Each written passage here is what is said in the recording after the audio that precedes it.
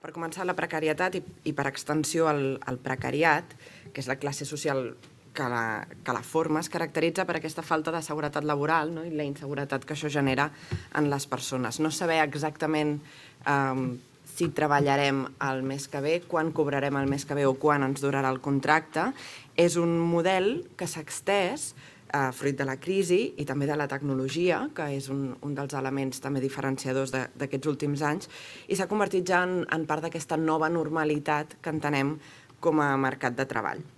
En aquesta introducció m'agradaria posar sobre la taula 3 xifres d'on sortiran les preguntes que plantejarem als ponents que ens acompanyen. D'una banda, l'abandonament prematur dels estudis a Catalunya és actualment del 17%. Això són dades de l'IDESCAT.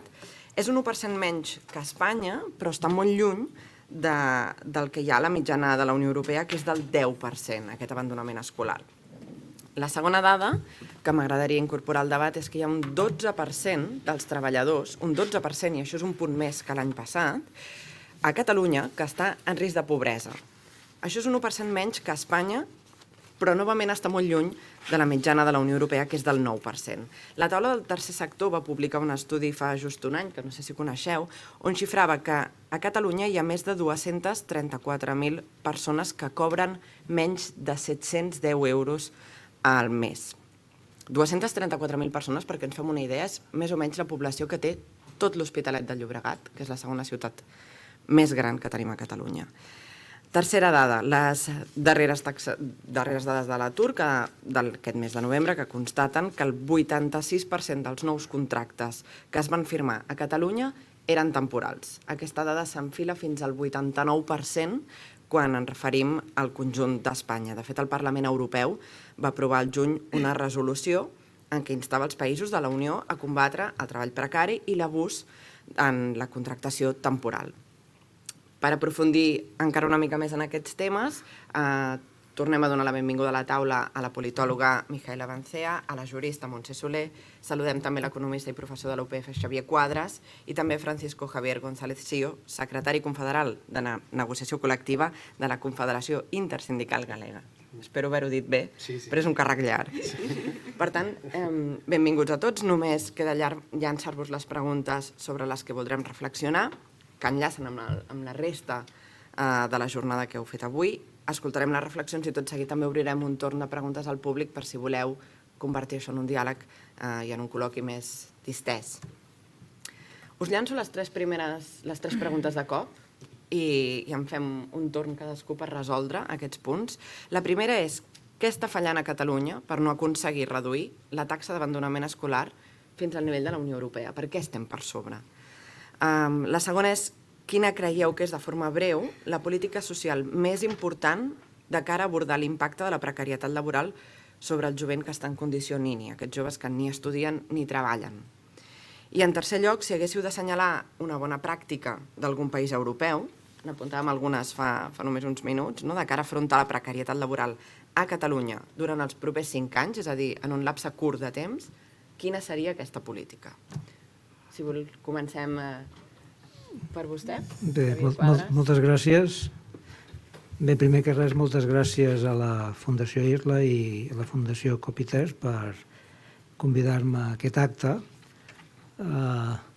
El títol de la jornada està bé perquè diu el fantasma és una cosa que fa por i la precarietat ha de ser una cosa que ens fa por, però al mateix temps el fantasma és una cosa com imaginària i real i em sembla que la precarietat no és ni imaginària ni real, sinó que és un problema que tenim a sobre la taula i que segurament és dels més greus que hem d'abordar. En general, almenys des del punt de vista dels economistes, quan pensem en el mercat de treball espanyol i el català, per sort o per desgràcia, no és molt diferent en termes agregats, doncs estem pensant en un mercat que realment té unes grans patologies. És a dir, jo crec que és una de les disfuncions principals de l'economia espanyola i de l'economia catalana. És a dir, que si volguéssim fer un programa de reformes econòmica, segurament que el mercat de treball seria una de les primeres prioritats per moltes raons, no? I que té unes conseqüències importants. És a dir, nosaltres pensem en el fet de que desitjablement volem una societat cohesionada i competitiva, des del punt de vista productiu, una societat competitiva, una economia competitiva i una societat cohesionada, i un mal funcionament del mercat de treball segurament que impacta negativament en els dos aspectes. Passant al tema de l'abandonament prematur. Però jo m'he mirat les dades una mica, he anat una mica més enllà i he mirat les dades pels darrers 18 anys, no? A Catalunya, a Espanya i a la Unió Europea. Això hi ha una cosa que és certa, que és veritat. A Catalunya la taxa d'abandonament prematur és el 17% i a la Unió Europea només és el 10%. És veritat que venim de molt amunt, és a dir, el 2001 la taxa era del 30%, i a la zona euro, a la Unió Europea era el 17%, per tant, hi ha una evolució positiva tant a la Unió Europea com a Catalunya i també a Espanya, i això són bones notícies. I el que m'ha cridat l'atenció és que a la Unió Europea aquesta reducció ha sigut lineal, és a dir, hi ha hagut una reducció en cada un dels anys, o pràcticament en cada un dels anys. Per tant, hi ha hagut com una mena de... Es comença el 17 i ara estan al 10. I, en canvi, a Catalunya i a Espanya la cosa no ha sigut així. Durant els primers anys de la sèrie, del 2001 al 2009, que, si recordeu, coincideix amb el gran boom econòmic a Espanya i a Catalunya i, sobretot, amb el boom d'un sector específic, que és el sector de la construcció, doncs resulta que aquesta taxa augmenta. Passem del 30% al 31%, però amb un canvi en la sèrie que segurament distorsiona una mica, però vull dir que bàsicament el que veiem és que això augmenta.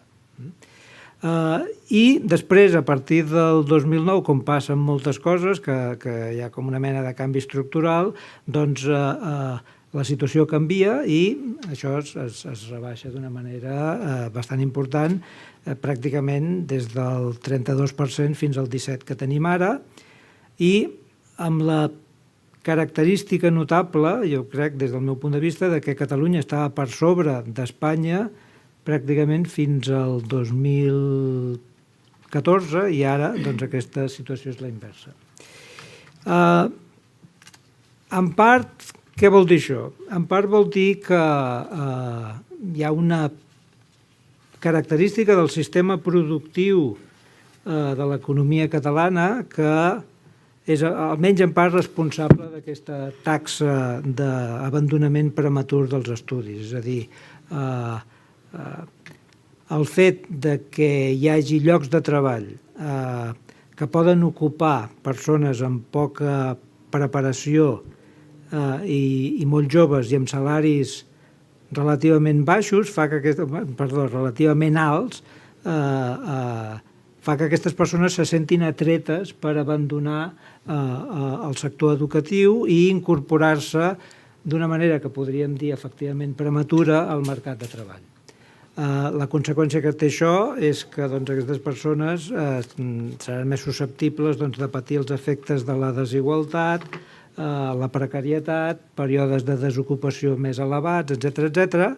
Per tant, té unes conseqüències negatives des del punt de vista individual, però, a més, diguem-ne que d'aquesta manera estem afavorint la creació de llocs de treball de poca qualitat, de baixa productivitat, i, per tant, des del punt de vista social, això tampoc no afavoreix, diguem-ne, la competitivitat econòmica en general. Per tant, hi ha una part i això és part dels estudis que ha fet un col·lega meu i coautor, el Miquel Puig, que durant molt de temps ha insistit en el fet de que una part dels problemes del mercat laboral també eren, diguem-ne, una conseqüència d'una especialització productiva de l'economia que afavoria un mercat laboral en el qual doncs, la flexibilitat i la precarietat no eren un problema, sinó que eren un avantatge per a les empreses. Per què? Perquè les empreses que fan inversions tecnològiques i que necessiten treballadors preparats normalment no afavoriran aquest tipus de relació laboral, però les empreses que treballen amb un altre model, diguem-ne, competitiu, més basat en pagar salaris baixos i ocupar treballadors amb poca formació, doncs aleshores a aquestes empreses els hi va bé, no?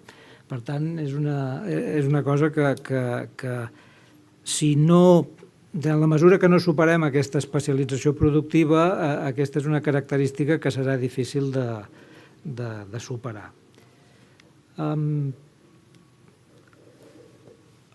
Molt breument, perquè potser m'estic allargant massa, hi ha una qüestió que és que clar, hem passat d'una situació en la qual, sobretot a partir del 2009, el problema era la desocupació, i evidentment això és un problema gravíssim des del punt de vista del funcionament del mercat de treball i des del punt de vista de la desigualtat, a un problema en el que ara sembla que fins i tot l'ocupació ha crescut, però el problema són els salaris. És a dir, estem arribant, és a dir, actualment, crec que amb les estadístiques que hi ha molt pocs països a la Unió Europea que tinguin una taxa superior de treballadors en risc de pobresa. I això és un drama de proporcions colossals. És a dir, estem dient que actualment, en lloc de la Unió Europea, pràcticament, és a dir, només a Espanya i a Romania, crec, i no sé si a algun altre país, doncs un treballador té unes condicions salarials que el poden fer caure en la pobresa, diguem-ne, com a Catalunya. I això, francament, és una dada indicativa de la qualitat del mercat de treball a Catalunya realment espantosa. I si de cas ja continuarem després. Molt bé, donem la paraula a l'altre costat de la taula. Si li sembla bé, el senyor González, seguir. Sí. A ver, con respecto a la pregunta, la cuestión principal es las expectativas que le damos a la gente que no tiene trabajo de entrar en el mercado de trabajo, como se dice, ¿no? Y la cuestión es que a partir del año 2009 se produce un proceso de reformas y contrarreformas que lo que hacen es precarizar el mercado de trabajo, vuelvo a repetir, y dificultar que las personas jóvenes o los que en ese momento tenían condición de temporales, pues tengan unos salarios dignos. Y eso se ha ido extendiendo y ahora mismo estamos en una situación donde prevalecen los convenios estatales y los convenios de empresa, y los convenios intermedios, que eran los que daban fuerza a los trabajadores, que son bien los provinciales del sector o los autonómicos. Galicia y Euskadi tiran siempre por los convenios autonómicos, no por hacer proselitismo aquí de nuestra idea del Estado, sino porque cuando el convenio está cerca del centro de trabajo, el trabajador tiene capacidad de decidir.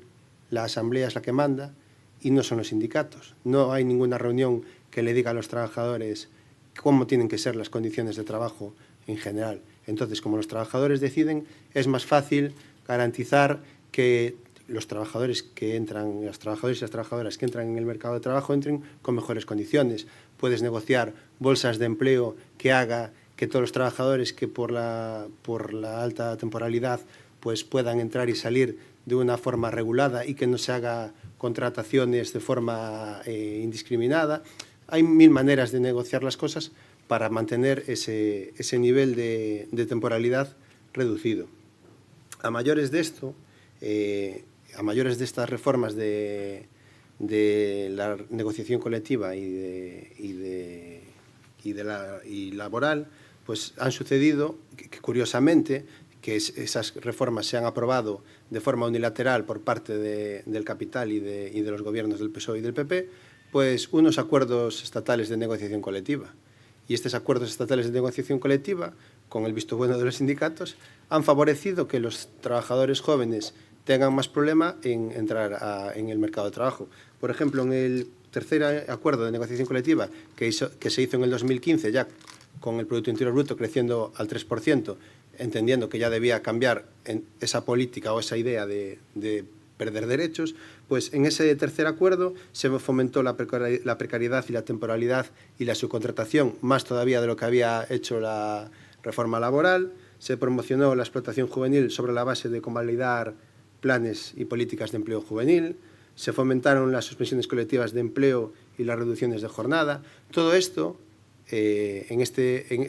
hizo que fuera más difícil y tuvieran peores condiciones las personas jóvenes. A esto hay que añadir que anteriormente el Partido Socialista, UGT y Comisiones firmaron una reforma de las pensiones que aumentó la edad de jubilación y dificultó que los trabajadores de mayor edad pudieran jubilarse. Entonces, en un contexto donde tú firmas un acuerdo de negociación colectiva que dificulta a la gente joven que entre en peores condiciones y al mismo tiempo hay una reforma de las pensiones que hace que los trabajadores que deberían empezar a pensar en jubilarse, y más en un contexto donde hay un alto índice de paro juvenil, pues se crea un embotellamiento donde la mayoría de las empresas tienen unas plantillas de una elevada edad y la gente joven no puede entrar a trabajar. ¿Qué está sucediendo? Que las empresas ahora mismo no están siendo nada competitivas en esta dinámica del capital, porque las plantillas están envejecidas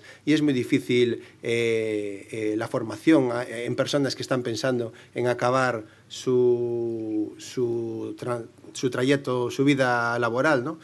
Y la gente joven, como yo lo hablaba con Micaela, en Galiza pasa esto, no sé si aquí también, nosotros tenemos un problema de sobreeducación con la juventud. La juventud está muy formada para lo que el mercado le ofrece. Entonces, ¿qué sucede? Que la gente joven, suceden dos cosas, que la gente joven que tiene sobreeducación considera que nosotros no le damos soluciones y se va, con lo que está sucediendo en Galicia de pérdida de población activa, y que realmente pues es una situación muy complicada. Y por otro lado, hacemos que la gente que no tiene esa sobreeducación considere que no hay posibilidades de encontrar un buen trabajo y tampoco de formarse, porque realmente no tiene ninguna mejora para él en sus condiciones laborales. Y en esa situación se firma ahora un cuarto acuerdo estatal de negociación colectiva, que no va al fondo de la raíz, que aumenta la pobreza salarial porque firman acuerdos donde los incrementos salariales están por debajo del IPC, con lo cual este año el Producto Interior Bruto sigue en tasas muy altas, pero no vamos a tener vamos a tener incrementos inferiores a lo que crece la economía.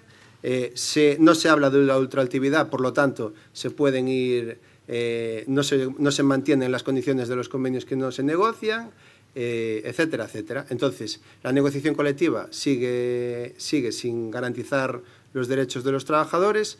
La parte social, mediante el diálogo tripartito, sigue ahondando más en la precariedad, y eso dificulta enormemente que los trabajadores jóvenes entren a trabajar en el mercado laboral con unas condiciones justas y que les empreses sean competitivas.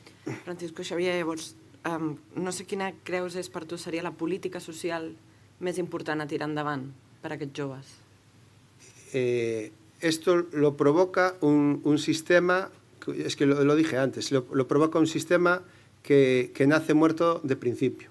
El sistema de negociación colectiva es muy favorable a la patronal, porque los sindicatos tienen muy poca implantación en las empresas, y de hecho sucede que donde hay implantación, en Euskadi, en Nafarroa, en Galicia y en la zona de Asturias, que tiene que ver con ese sector minero que era muy boyante y muy defensor de los derechos laborales, pues en esas empresas se sigue pensando que la movilización social es la solución de todo, y realmente se demuestra que la movilización social es parte de la solución en este país. Yo puedo entender que en Dinamarca o en Noruega no lo sea, porque los que gobiernan pues tienen otra idea de lo que es el Estado, pero los que gobiernan aquí la idea que tienen es de que esto es su cortijo.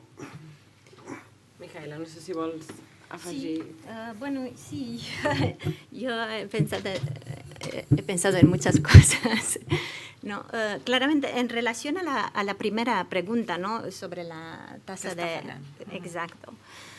Bueno, yo creo que la desvinculación progresiva del sistema de educación empieza mucho antes que el momento del abandono escolar. Es decir, ¿no?, empieza pues con el absenteísmo, empieza con los problemas de disciplina, con la repetición de los cursos, etcétera, ¿no? Por lo tanto, claramente se necesita una reforma del sistema de educación desde la primaria hasta la educación postobligatoria desde mi punto de vista, ¿no? Ahora, claramente se pueden pensar programas específicos a diferentes niveles, ¿no? Pues, por ejemplo, no sé, cursos pues, más intensivos para aquellas personas, individualizados para aquellas personas que tienen problemas pues, de retener ¿no?, las materias, etcétera. O podríamos pensar pues, a un nivel pues, mucho más de secundaria, ¿no?, pues, programas de formación profesional pues, mucho más adecuados y en relación con la demanda del mercado laboral. Es decir, intentar conseguir pues este equilibrio entre la oferta y la demanda, ¿no?, en el mercado laboral. Después, pues, al nivel del sistema universitario, pues también reducir el número de titulaciones y acomodarlo mejor a las demandas del mercado laboral, etc. Yo podía pensar en muchas medidas, pero claramente yo creo que el aspecto principal es reformar el sistema de educación desde la primaria hasta el nivel universitario, ¿no? Después, la siguiente pregunta, ¿no? ¿Qué política social sería más importante para abordar el impacto de la precariedad, ¿no?, sobre los jóvenes en situación Nini? Yo esto ya lo he dicho. No, es decir, desde mi punto de vista, pues falta una reestructuración general del sistema económico e institucional en este país, ¿no?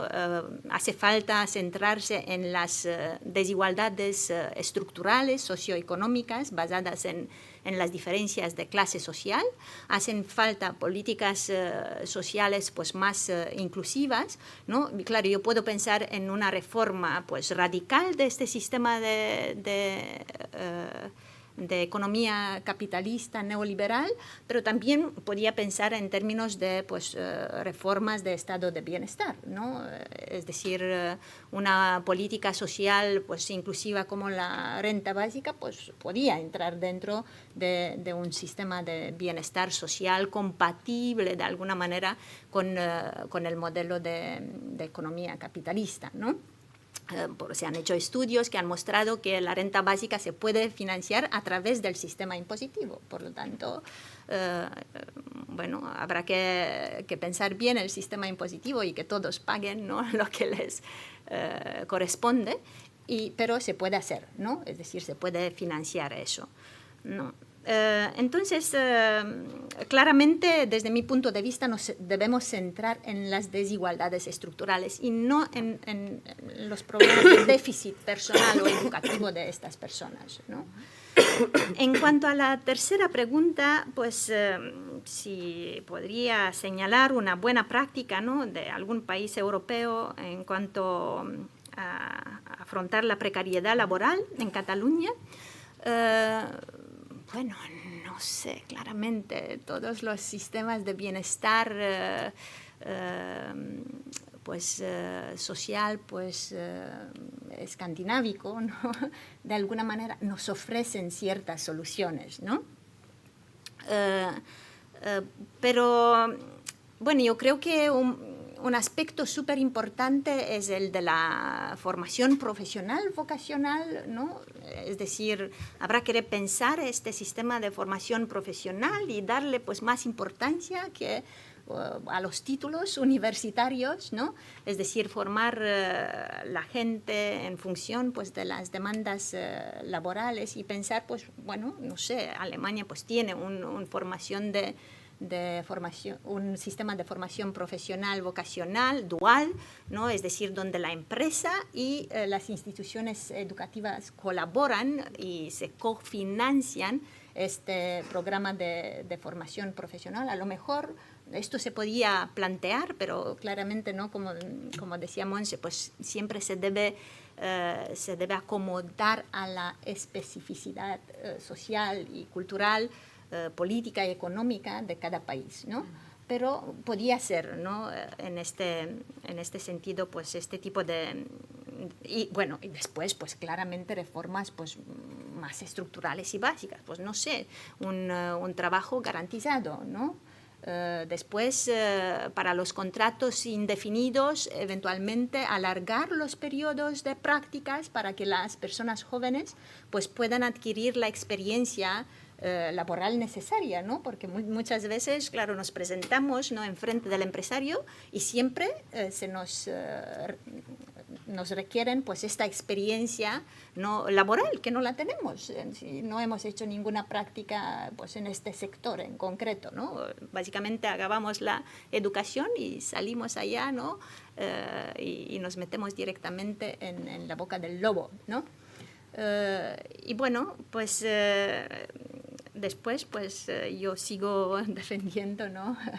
una política social más inclusiva. Yo creo que la renta básica también daría la posibilidad y la autonomía necesaria a estas personas que están en situación laboral precaria de negociar, ¿no?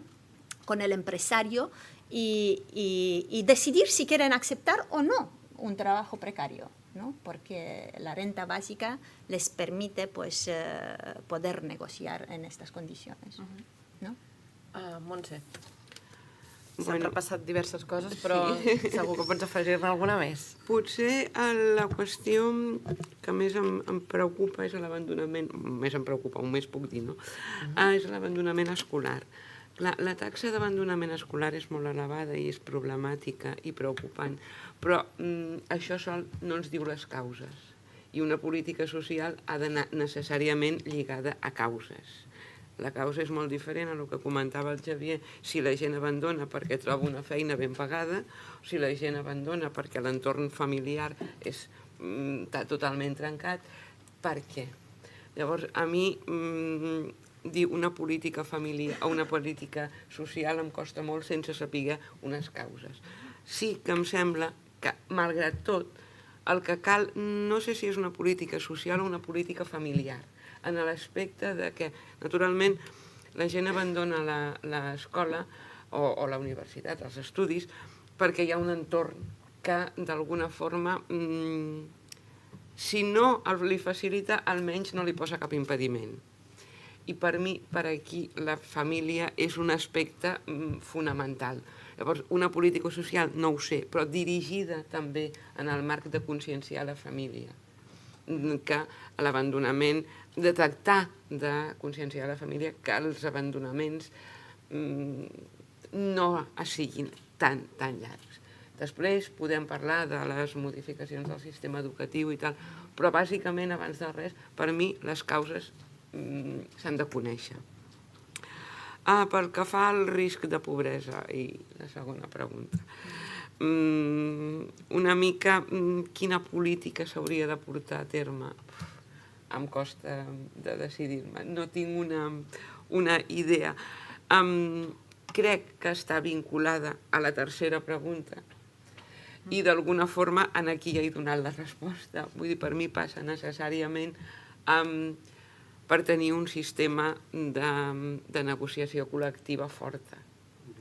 Que ara per ara i fins a on jo sé és l'únic que pot garantir que les condicions de treball siguin dignes, és a dir, que no hi hagi precarietat laboral i per tant que no hi hagi risc, que es disminueixi el risc de pobresa. Des de la meva perspectiva és aquesta, no sé dir una altra cosa. Hi ha un punt que heu parlat pràcticament tots, que heu anomenat tots, que és el tema de la formació. Us volia plantejar dues coses en aquest aspecte. D'una banda, la Micaela també ha parlat molt del decalatge que hi ha entre oferta i demanda.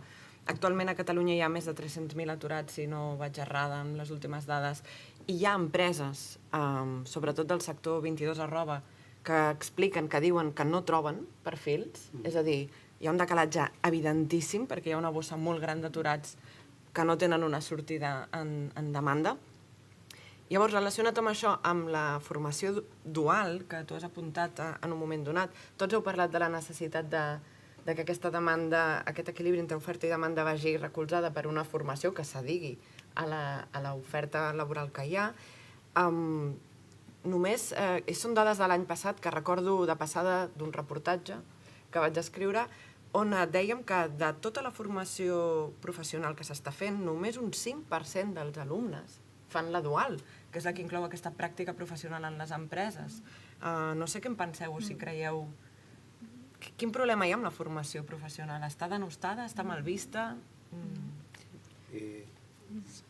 Mira, el Estado está tan orientado a vivir del sector servicios que hace que la formación específica...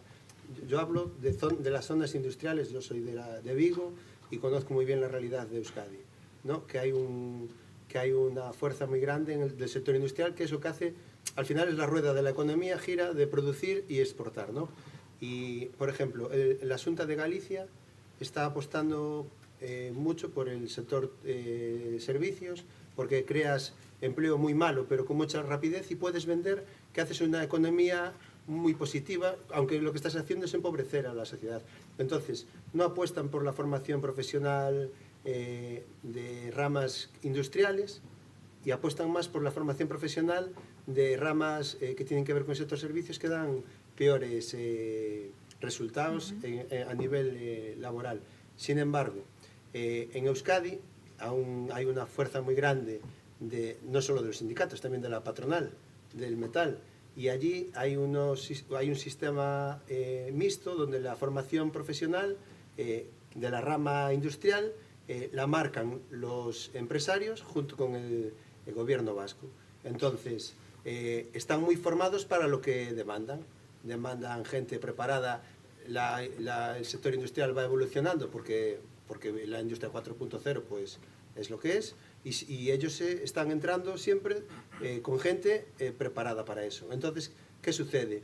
Que si en Eibar que es una ciudad de 20.000 personas, hay dos empresas de 400 trabajadores, que está en la cumbre de producir de una forma productiva comparable a cualquier país del norte de Europa, eso irradia al resto del pueblo una riqueza que es imparable. Y eso es porque, vuelvo a repetir, eso es porque el gobierno vasco y los sindicatos viven otra realidad diferente a la realidad del Estado español, y en Cataluña sucede lo mismo, es que está muy centrado en el tema del sector servicios. Y está bien porque crea mucho empleo, pero una sociedad que quiere evolucionar tiene que tener un sector industrial fuerte, y no solo un sector industrial de producir. Cuando hablo de industria hablo de cualquier cosa que se exporte para afuera y dé riqueza al país. En Galicia nosotros somos muy buenos industrialmente, pero ¿qué pasa? Que no cerramos el ciclo productivo, entonces tenemos ese problema. Tenemos materia prima, tenemos los primeros ciclos productivos, somos muy buenos, pero no lo cerramos. Hacemos pasta de papel para llevarlo al norte de Europa y que hagan el papel. Producimos componentes de coches para otros países, vendiéndoselos más baratos. Si fuéramos capaces de cerrar el ciclo productivo, incluso Galicia tendría unas condiciones laborales muy buenas.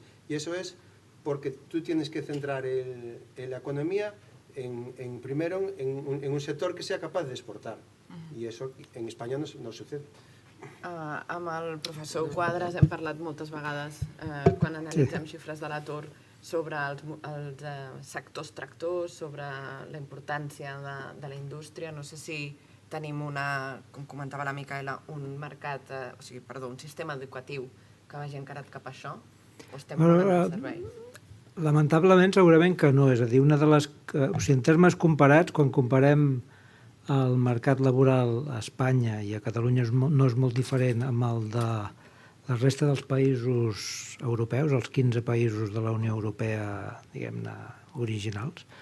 El que veiem és que hi ha una diferència, hi ha moltes diferències, però en termes educatius una de les més cridaneres és que en termes de titulats superiors a Espanya hi ha pràcticament el mateix percentatge o fins i tot més.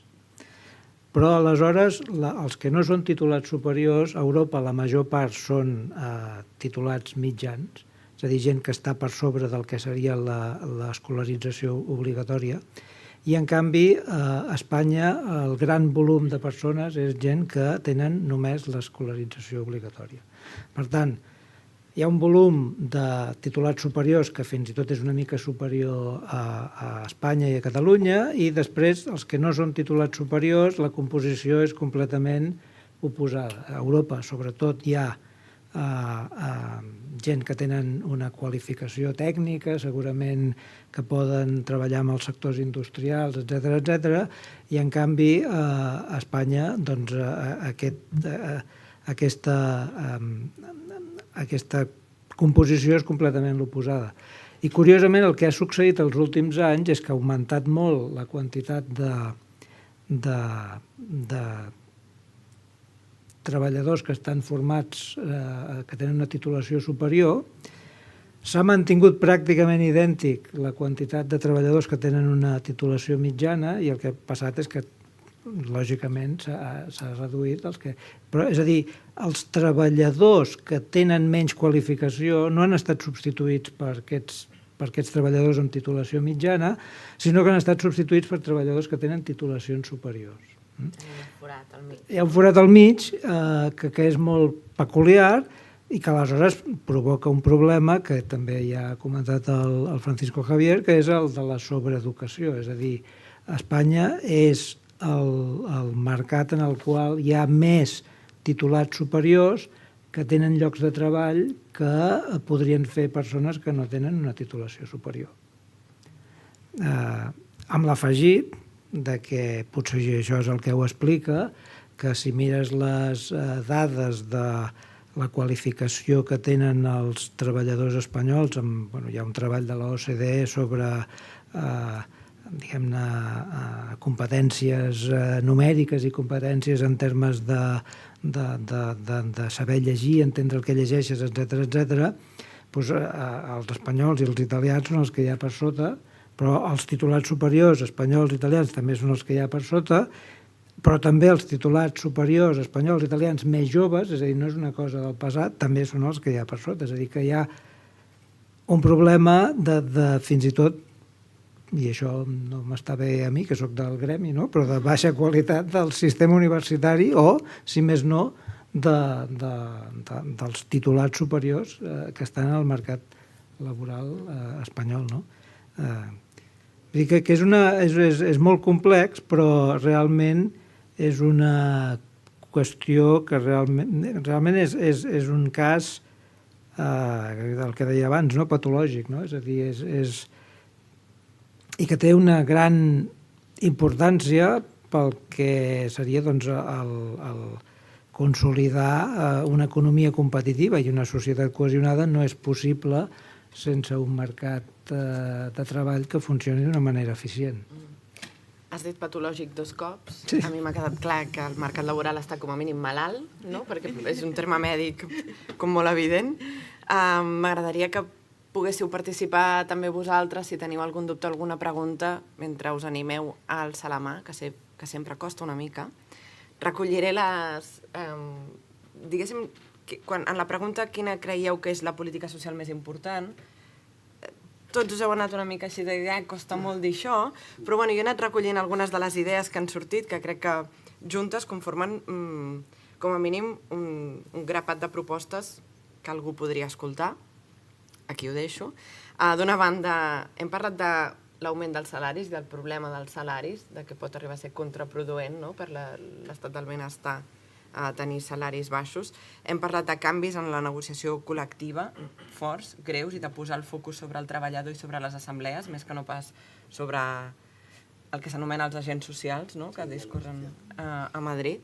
Hem parlat de reformes fortes del sistema educatiu com a mesura per, des de la base, fer créixer un mercat laboral més sa, i hem parlat de manera molt prudent i des de la precaució de fer una anàlisi previ de les causes abans de posar-nos a fer polítiques, no?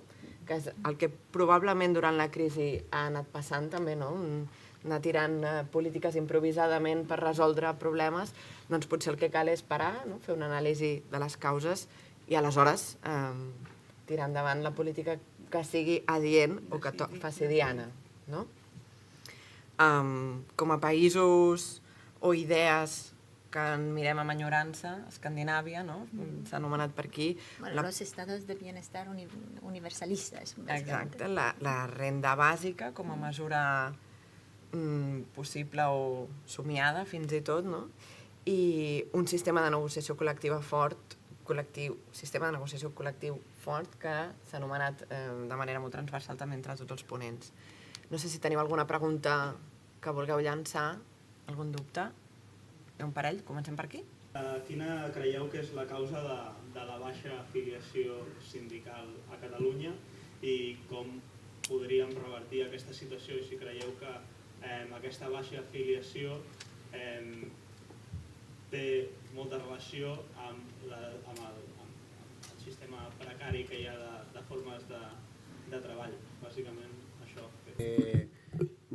En el norte partimos de una historia industrial y organizativa que hace que todos tengamos... O sea, yo, por ejemplo, soy tornero fresador y cuando tenía 20 años en la ciudad de Vigo, pues había huelgas que duraban un mes entero. Yo me acuerdo de cuando era pequeño, pues cosas que igual aquí no vivís, porque al final tienes que ir a las cosas de... Lo del sindicato tiene que ser una cosa muy emocional, porque si es muy profesional pasa lo que pasa. Mi padre era trabajador del sector naval y yo me acuerdo cuando el astillero de mi padre estaba en huelga, que duraban un porrón de tiempo, pues como los trabajadores de otro astillero recogían dinero para dárselo a los trabajadores del astillero que estaba de huelga y como en mi casa comíamos a cuenta de la solidaridad de otras personas. Te estoy hablando de los años 80. Yo no sé si vosotros visteis alguna vez algo de eso, pero claro, es imposible no pensar que el movimiento obrero no puede cambiar las cosas, porque yo lo he visto en mis carnes. Entonces, allí todos vivimos casi todos del sector naval y de la automoción y al final, pues, tú consideras que la organización es una forma de tener mejores condiciones laborables y a partir de ahí eres capaz de irradiar esa forma de entender el mundo del trabajo hacia los otros sectores. De hecho, hoy en día en la CIGA, que nosotros tenemos muy alta afiliación y somos un sindicato que vivimos de nuestras cuotas sindicales, tenemos Caixa de Resistencia, que los trabajadores cuando están de huelga nosotros les pagamos un salario, con lo cual si tienen que echar un año de huelga pues que lo echen, nosotros le pagamos y eso, claro, eso es porque nosotros tenemos que intentar irradiar a todo el mundo que la organización es lo que hace fuerte a los trabajadores. No, sea el sindicato que sea, pero que hay que organizarse en el centro de trabajo. Y claro, allí hay una dinámica, en Euskadi la hay, en Asturias también la hay, y la diferencia es grande. Si aquí se puede cambiar eso, con el modelo que hablaba antes económico, es muy complicado. Hay cosas que son muy interesantes, como la organización de los trabajadores del tema de la economía digital, ¿no? Los riders y esto, que a nosotros lo vemos con mucho interés desde Galicia, pero no sé si eso va a poder llevar a que sindicalmente se coja fuerza. Al final está bien, eso es una cuestión concreta, pero si para cambiar esto tiene que ser algo global. Y desde luego aquí que se apuesta por, que es algo que yo no entiendo, que aquí comisiones y UGT tengan tanta fuerza, pues dificulta mucho la cosa, porque ellos mismos, lo acabo de decir antes, cada vez con sus actos se desacreditan. Aunque aquí haya personas que sindicalmente sean de ese sindicato y sean muy buenos sindicalistas, pero están en organizaciones que no van a ningún lado.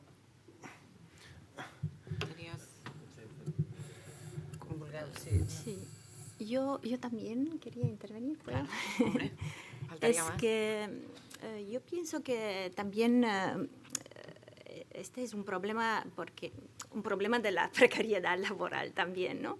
Hoy en día hay tantas categorías laborales distintas y tan inseguras, ¿no? y flexibles que de alguna manera los sindicatos pues no llegan a representar las necesidades de todas estas categorías ¿no? laborales, ¿no? Entonces, claro, los sindicatos deberían llegar a estos segmentos de población trabajadora más precaria, ¿no?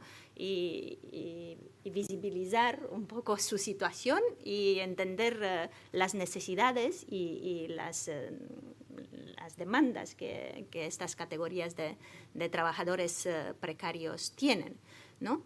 Entonces, claramente yo creo que los sindicatos todavía piensan en términos de una categoría de trabajador asalariado bastante tradicional, ¿no? Cuando hoy día pues, ya no tenemos contratos estables y fijos, ¿no? Todos somos parte del precariado, ¿no? Como decía yo anteriormente, o podemos ser parte de este precariado, ¿no? También yo veo que pues, puede ser una mejor interrelación entre los sindicatos, ¿no? También podía ayudar, ¿no?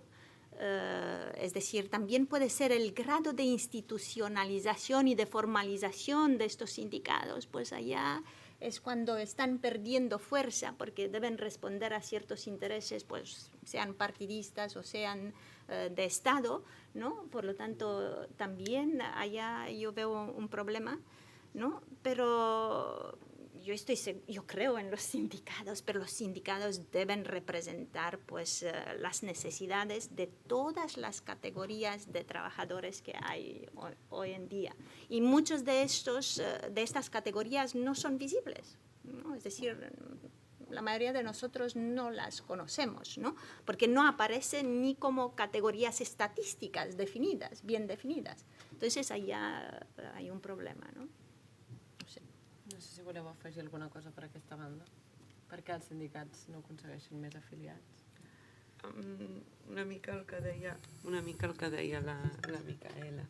Efectivament, jo també penso que han quedat amb una certa estructura obsoleta en l'aspecte de que ja no poden, no saben o no arriben, no sé quina és la raó, però no arriben a representar els nous problemes del mercat laboral. Quan vull dir nous problemes vull dir més tecnificació i tal. Llavors s'han quedat en aquest un pas enrere. Llavors, clar, és a dir, una mica la diferència de velocitats.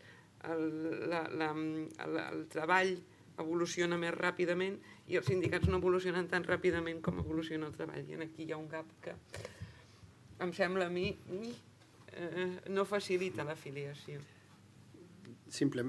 Para centrar, aquí en España lo que hay es un problema de externalización de todas las actividades de las empresas, incluido la administración pública, sí, la principal. No lo discuto, claro. Por supuesto. Lo que hay que hacer, y es el modelo que usamos nosotros y funciona bien, es los trabajadores que tienen mejores condiciones, que son los de la empresa principal, tienen que funcionar de forma autónoma, no guiarse por lo que le dice el sindicato, crear secciones sindicales fuertes, y nosotros tenemos, o sea, los que tenemos que estar en los órganos de dirección, decir cuáles son las nuevas formas de precariedad que hay, que no son los trabajadores falsos autónomos, son las empresas multiservicios, son las empresas outsourcing, son los centros especiales de empleo, son en Galicia, por ejemplo, el trabajo transfronterizo, los trabajadores portugueses que vienen con condiciones de Portugal, que nosotros también lo sufrimos, y son los trabajos a tiempo parcial.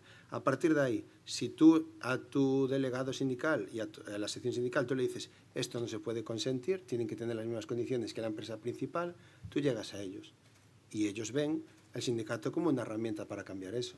A nosotros esto nos funciona.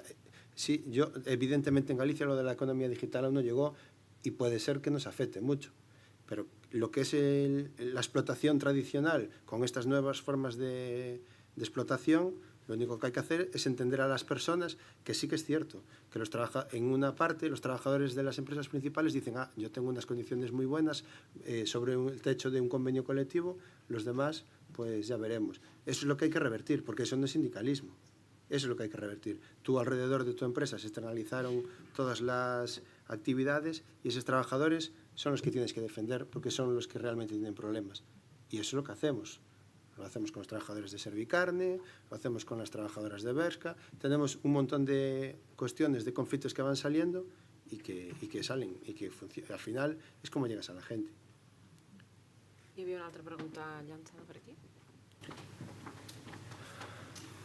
Hi ha un tema també que ara està molt de moda parlar-ne relacionat amb això de la precarietat, que és el tema de la robotització.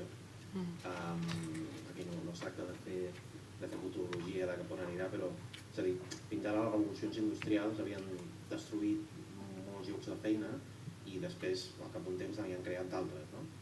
Tot això comportava molt de patiment, perquè hi havia gent que ja no podia adaptar-se, per motiu que sigui, però, si més no, el mercat laboral recuperava, diguem-ne, un producte per vendre, que era la força de treball aplicada a noves tècniques. Clar, això sempre ha passat, però no vol dir que hagi de passar. Llavors, posem-nos en un escenari en què, a 20 anys vista, diguem-ne, sigui necessària la meitat de la mà d'obra que és necessària avui en dia per produir el que la societat demanda. Què fem? És a dir, jo crec que, a veure, jo no sóc futuròleg i per tant no sé què pot passar, però no crec que això sigui, diguem-ne, un canvi diferent d'altres canvis tecnològics que s'han produït prèviament i per tant no crec que això impliqui una reducció de la necessitat de treball en el sentit de que, diguem-ne, la humanitat treballa per crear coses que tenen valor i per tant això no s'acaba, però evidentment hi ha un problema que és una transició que s'ha produït altres vegades, no? És a dir, quan es mecanitza l'agricultura hi ha molts treballadors en aquest sector que han de buscar altres ocupacions i això evidentment no és fàcil i pot provocar problemes socials importants. Però no m'imagino una situació en la qual, diguem-ne, hi hagués aquest futur que pintes tu, no? Però és una qüestió quasi de concepte, no? Del treball i de les necessitats socials que són infinites, no? Se'n poden crear més, és a dir, si hi ha treballadors, en comptes de tenir un mestre amb 15 nens o amb 30 nens, que en tingui 5 i llavors ja hauràs creat el triple de llocs de treball i això té un valor perquè l'educació serà millor. I si l'educació és millor, doncs estarem disposats a pagar-la i si podem pagar-la ho farem, no? És a dir que, en principi, no té per què passar això. Ara, que evidentment aquestes coses no són mai, diguem-ne, lineals, no? És una cosa que pot tenir la seva part traumàtica perquè és una transició que no sabem per on anirà i que pot ser complicada. Apunto, traumàtica. Sí. Una altra paraula que... Yo volvería a mi argumento, ¿no? Es decir, se trata de cuestionar un poco el trabajo asalariado y este tipo de trabajo asalariado, pues precario, inseguro, ¿no? Entonces, claro, si estamos en una economía del conocimiento, ¿no? Es decir, que de alguna manera desaparece la importancia de la productividad económica y ahora pues nos centramos pues más en la producción social, ¿no? De la plusvalía, se debe pensar, se debe cuestionar el trabajo asalariado. Hay otros tipos de trabajos, hay los trabajos pues, de cuidado, los trabajos cooperativos, es decir, se pueden inventar un mundo de trabajos nuevos y que a lo mejor responden mejor a nuestras capacidades y necesidades. Por lo tanto, habrá que reformar esta estructura económica, ¿no? Para que corresponda a nuestras capacidades y nuestras necesidades. Entonces, también si habrá más pues, robots, ¿no? Pues habrá que impositar, ¿no? estos robots y financiar esta renta básica. Y yo reivindicaría aquí pues, el derecho al ocio, ¿no? Es decir, ¿por qué debemos trabajar 8 horas diarias, ¿no? ¿Por qué no podemos tener tiempo libre, tiempo de ocio para desarrollar nuestras capacidades y de una forma pues más intrínseca, ¿no? y que nos dé más satisfacción? Entonces, pues yo reivindico pues, este derecho al ocio, ¿no? al tiempo libre, para poder desarrollar estas nuestras verdaderas capacidades humanes. No? La Montse has apuntat alguna frase mentre parlava el Xavier, no sé si vols acabar... Sí, no, però me l'he apuntada més per a mi que no pas per... No, perquè sí, realment no, m'ha fet reflexionar el que deia justament. O sigui, les necessitats... Els robots ens trauran llocs de treball, això no ho dubto, però és evident que la societat continuarà necessitant noves o altres coses. I m'ha fet pensar en temes geriàtrics, si diem que la població envelleix, doncs per tant necessitarem més qüestions dedicades al cuidado de la gent gran. Com seran? No ho sé, però vull dir, probablement una cosa complementarà l'altra. Sí, estic conforme que es perdran llocs de treball per la tecnologia i per la digitalització, no ho dubto, però és veritat que per altra banda sorgiran noves necessitats. Seran de treball mecànic o seran de treball social o de cooperatiu, això ja no ho sé, però... No sé si hi ha alguna altra pregunta a la sala que els vulgueu traslladar. No? Doncs em sembla que donaríem per finalitzat. Aquí? Jo arriba tot. Hi ha una última pregunta. Sí. Aprofitem. S'ha comentat el tema de que hi havia un problema de sobreformació i que aquesta gent que potser no hi havia llocs de treball als quals podien optar i per tant havien d'ocupar llocs de persones que estaven més formades. També pot ser, penso jo, que la precarització ja no és exclusiva de certs sectors productius o de certs nínxols de treball, sinó que ja crec que s'ha fet extensible fins i tot a llocs qualificats i a llocs d'una alta especialització que necessiten una formació. I pot ser moltes persones acabades de llicenciar o amb un màster i tal, entre treballar precàriament en allò que se'ls demana una alta responsabilitat, se'ls demana un rendiment molt elevat, o treballar precàriament en una feina que els dona per viure i que potser és millor treballar per viure que no viure per treballar, potser per això també, no sé si penseu que també pot... Aquesta precarització ja és extensible ja a tot el mercat de treball. I després una altra qüestió és, fa uns mesos semblava que es parlava de l'augment del salari mínim interprofessional com la gran panacea per a solucionar tots els problemes de precarietat laboral. I la veritat és que avui ningú de vosaltres ho ha comentat en cap moment ni ha dit res al respecte. Què en penseu de... Dues preguntes sobre la taula. Bueno,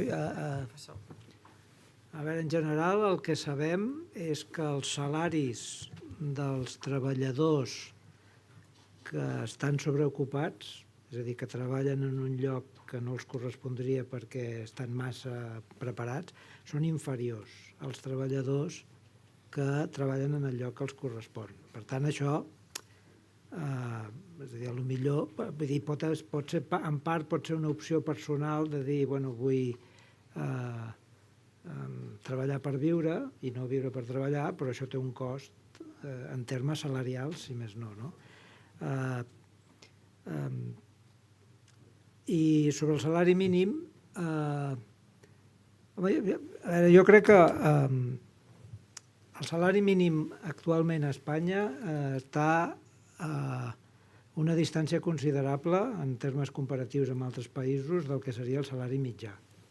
I hi ha poc, segurament és una de les fonts de desigualtat i per tant, diguem-ne, el salari mínim segurament es pot apujar i això milloraria potser aquest aspecte que dèiem de salaris tan baixos que hi ha treballadors que estan en risc de pobresa, que és una cosa que ens hauria de preocupar moltíssim. És a dir, és preocupant que hi hagi gent que no pugui treballar, la desocupació potser és número 1, però que treballant tinguis un salari que no et permeti viure dignament i que et posi en una situació de pobresa és problema número 2 o quasi al mateix nivell, no? És preocupant.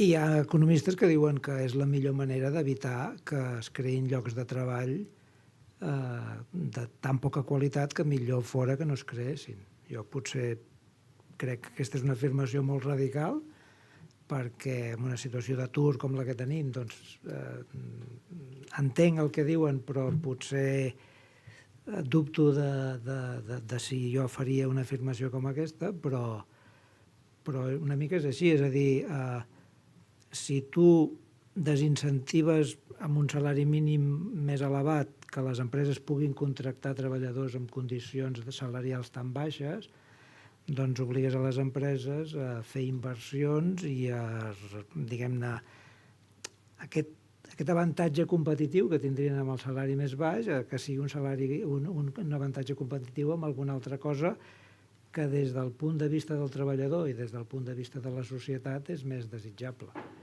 Per tant, el salari mínim en general entre els economistes sempre ha tingut mala premsa perquè s'ha dit que un salari mínim podia provocar desocupació, i això és cert, però només en les franges de treballadors que tenen salaris més baixos, però ara hi ha estudis, per començar hi ha estudis que intenten mesurar quin és el cost en termes de desocupació dels salaris mínims, que diuen que el cost és quasi zero, és a dir, que no hi ha un...